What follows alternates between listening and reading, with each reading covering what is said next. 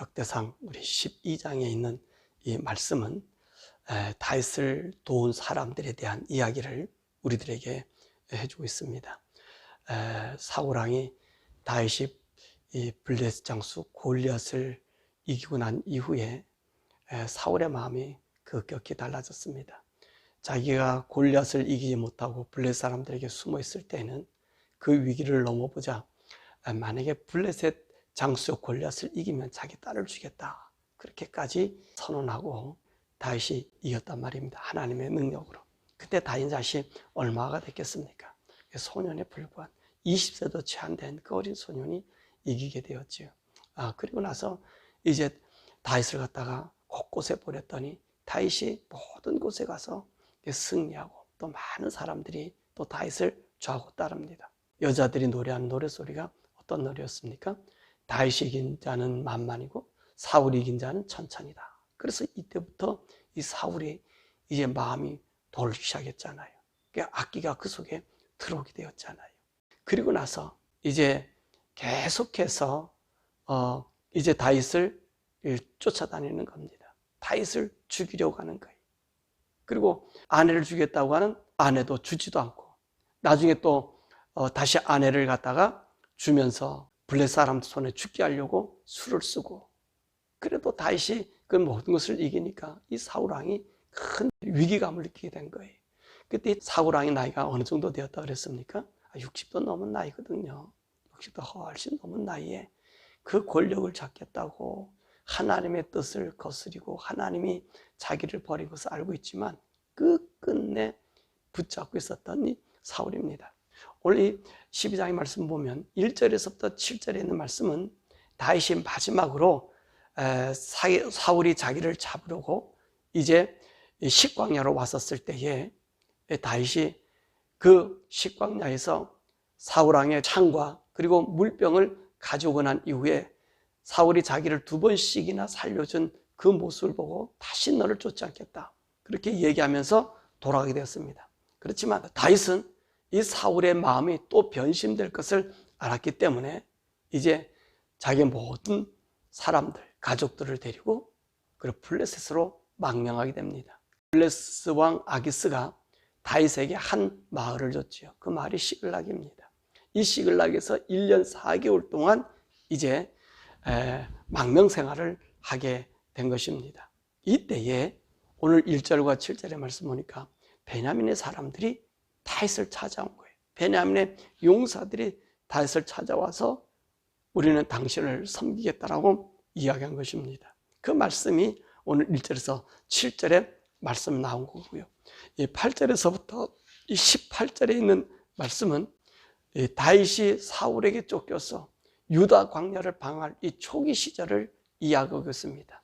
이때에 이 베냐민 지파 사람들, 갓 사람들, 다윗을 그렇게 이야기하고 있습니다. 그리고 16절에서부터 18절에 있는 말씀은 이 초기의 사람들이 이 아미새를 통해서 어떤 일을 행하죠? 우리가 어떠한 일이 있어도 다윗을 따르겠다라고 맹세한 그 모습을 우리가 보게 되는 것입니다. 다윗이 이제부터 이들과 함께 유랑생을 하지요. 그리고 19절에서부터 22절의 말씀 보면은 블레셋의 마지막 생활을 하게 되는 것을 보게 됩니다. 이 말씀이 무슨 말씀이냐면 사울왕의 마지막 죽음의 운명을 맞이할 블레셋과의 싸움입니다. 자, 블레셋에 망명한 다윗에게 이 블레셋 왕 아기스가 이제 다윗을 불러들인 겁니다. 우리가 사울왕을 싸우러 가니까 너가 나에게 은혜를 입었으면 와서 이 싸움을 해라. 그랬더니 다윗이 아기스에게 은혜를 입었다고 해서 다윗이 그 병사들을 모아가지고 블레셋 왕 아깃이 아베까지 오라 해서 아베까지 그 시글락에서 오이게 되는 것입니다. 그때 오늘 이 블레셋 사람들이 그 장수관들이 뭐라 얘기합니까? 이 다윗이 우리 전장에 사울과 함께 싸우면 안 된다. 왜냐면은 오늘 이 아무리 다윗이 사울 왕에게 쫓겨다니는 신세라고 하지만 저가 혹시 우리를 돌변하게 되면 우리는 모두 죽은 사람이 되니까 다윗을 이 전쟁에서 빼라, 그렇게 얘기한 겁니다. 그래서 다윗이 아기스 왕의 이야기를 듣고 돌아가는 그런 일을 행하는 것이죠. 그럴 때 어떤 일이 생겼냐면 이 아말렉 사람들이 오늘 다윗이 거주한 이 만명생활한 이 시글락으로 쳐들어온 거예요. 그래가지고 거기 있는 가족들과 물건들과 모든 것을 싹 뺏어가지고 달아난 이유거든요. 그래서 다윗이 그곳에 오게 된 것입니다. 터전과 모든 것은 불에 타가지고 없어진 거예요. 그때 다윗은 용기를 얻어서 하나님께 물었더니 하나님께서 너희 가족들을 다 데려오게 할 것이다. 그 약속을 주신 거예요. 그래가지고 다윗이 전쟁에 참여하러 왔던 600명의 사람들과 함께 이제 이 아말렉을 치러 가지 않습니까? 하루 종일 달려가서 그리고 달려가서는 이제 그 새벽에 이르러 가서는 오늘 자기 모든 가족들을 다 데려오는 바로 그곳에 이야기를 해주고 있고요. 그리고 23절에서 마지막 절의 말씀까지는 이제 사울왕이 죽고요. 또 이 7년 6개월 동안 사울의 왕국과 이 유다가 이제 싸움을 하게 되었잖아요. 그럼 맨 마지막 하이라이트가 어제 있는 말씀처럼 누구죠? 바로 이스보셋이 이제 목베임을 당하고 죽는 그런 모습이 나타나잖아요. 그때 다윗이요 그 애도하면서 그 사람들의 마음을 추종할까 이 12지파 사람들이 다윗을 왕으로 추대하는 모습이 바로 23절에서 마지막 끝에 말씀. 그래서 이 사람 모두들이 어떤 일을 행합니까? 바로 이 3일 동안 다윗과 함께 먹고 마셨다는 거예요. 오늘 그 말씀이 12장에 이야기해 주고 있습니다. 그래서 명실상부한 다윗이 이제 헤브론에서 정말로 도피 생활을 다 끝나고 모든 이스라엘 사람들, 모든 지파들의 이제 추대를 받아서 왕이 되는, 그러니까 7년 6개월 생활을 끝나고 이제 왕이 되는 그 모습을 우리들에게 전해주고 있는 것입니다. 자, 오늘 여기는 이 말씀을 보면 이 다윗이 하나님의 말씀을 듣고 망명 생활을 그렇게 많이 하지 않았습니까? 그러면서 망명 생활 끝나고 나서 이 사울과의 집안과의 싸움, 사울 왕국과의 싸움, 그 싸움이 지지부진하게 7년 6개월 동안 있게 되었던 것이지요. 그렇지만 다윗은 항상 그 중심이 어디서 있었습니까? 하나님 앞에 서 있었던 거예요. 하나님 앞에 서 있으면서 하나님 안에 있으니까 이 다윗을 따르는 사람들은 어떤 사람이겠냐는 것입니다. 오늘 우리 본문의 말씀 보면 이 16절 18절의 말씀 보는 것처럼 이 아비새가 성령에 감동되었더라는 거예요. 그러니까 오늘 다윗을 따르는 사람들은 어떤 부류였느냐? 그들은 성령의 사람들이에요. 하나님을 알고 다윗이 어떤 사람인가를 알았다는 겁니다. 다윗은 어떤 사람이었어요? 하나님의 영에 이끌려 받은 사람 아닙니까? 그러니까 오늘 아비새처럼 성령의 감동을 받은 거예요. 처음에 이 400명의 사람들은 어떤 사람이었어요? 정말로 억울하고 이렇게 빚진 자고 이런 사람들이 다윗을 따라다닌다 그랬습니다. 근데 오늘 말씀에 보면 그런 사람들만 있은 게 아니라 사울로부터 학대를 받은 자들이 온 것 같아요. 더욱이 베냐민 사람들은 이제 나중에 여로보암과 르호보암 했을 때 이 베냐민 지파 사람들은 어떻습니까? 유다 족속과 함께 남왕조를 이루잖아요. 그럼 그 원동력이 어디서 왔을까요? 오늘 베냐민 사람들이었거든요. 오늘 사울을 따르는 많은 사람들이 있었지만 이제 다윗이 통일왕국을 만들어서 그 정치하는 이 모습을 보고요. 정말 이 베냐민 사람들이 모두 헌신합니다. 모두 헌신해요. 헌신해서 유다 왕국을 함께 지켜나가잖아요. 왜 그랬을까요? 이 베냐민 사람들이 바로 이것을 한 겁니다. 하나님의 사람이 어떤 사람인가. 그래서 우리 베냐민 사람 중에서 신약에서 아주 유명한 사람이 누구죠? 이 바울이잖아요. 자기는 작은 지파라 그래요. 베냐민 사람들. 이 베냐민 지파. 이 베냐민 지파 사람들이 그런 의리가 있었던 거예요.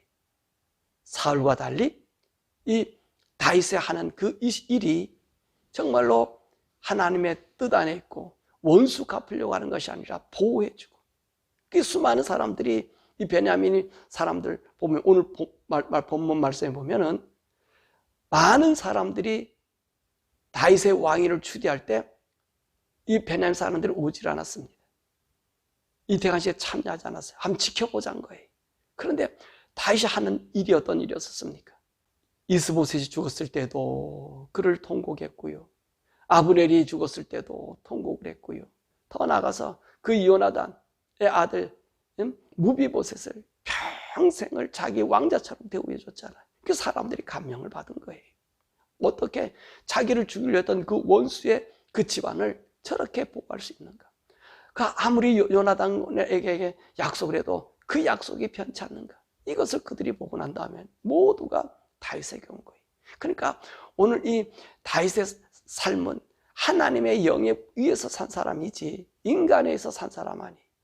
거기에 오늘 이 베냐민 사람들이 초기에 다윗을 따라다니는 사람들 많은 무리들이요. 뭐 유대의 사람들이 있고 억울한 사람도 있었겠지만 이 베냐민의 용사들이 오늘 다윗에게 오게 된 것 아닙니까?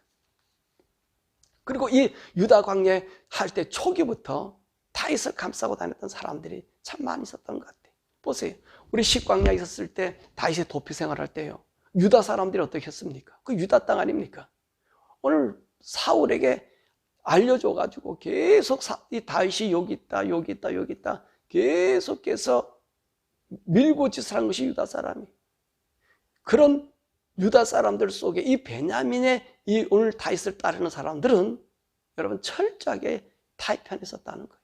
그러니까 이들이 나중에 오늘 이스라엘 사람들 왕의 통합 왕위를 이룰 때 이 사람들이 모든 사람들에게 어떻습니까? 기감이 된 거죠.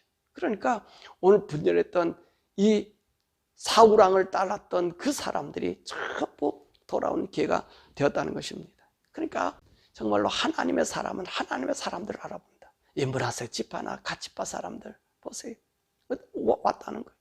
거기 마지막에 이 시글락에서 돌아와가지고 이제 사울과 그리고 이 블레셋과의 싸움을 할 때에 므낫세 사람들이 너 어디로 와요? 다윗에게 오는 거예요. 무엇을 보죠? 이 므낫세 사람들이 다윗이요, 이 돌아가면서 사실 다윗은 자기 백성 치기를 원치 않았잖아요. 그 원치 않으니까 오늘 이 므낫세 사람들이 얼마의 사람들이 와서 다윗에게 붙는 거고요. 이 갓사람 같은 경우는 초창기에 자기 군대에서 이탈해가지고 다윗에게 오는 거예요. 왜? 하나님의 뜻을 아니까.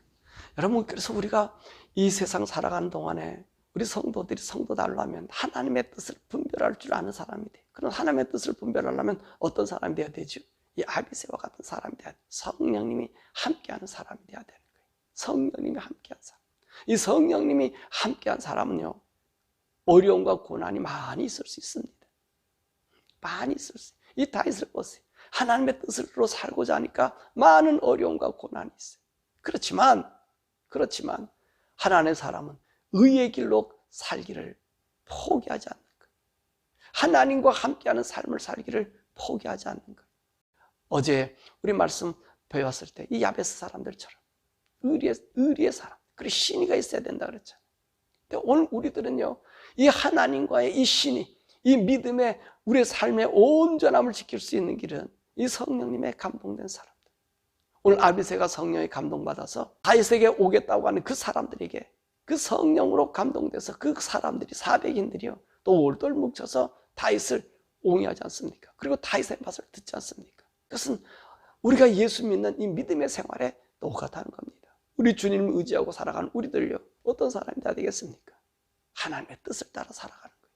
하나님의 뜻을 따라 이 광야의 생활, 아니 자기 땅에 있지 못하고 자기 동족도 자기를 싫어하는 그 길에서 여러분 외국에서 타향살이하고 있으면서도 이들은 하나님의 뜻을 잊어버리지 않았다는 거예요.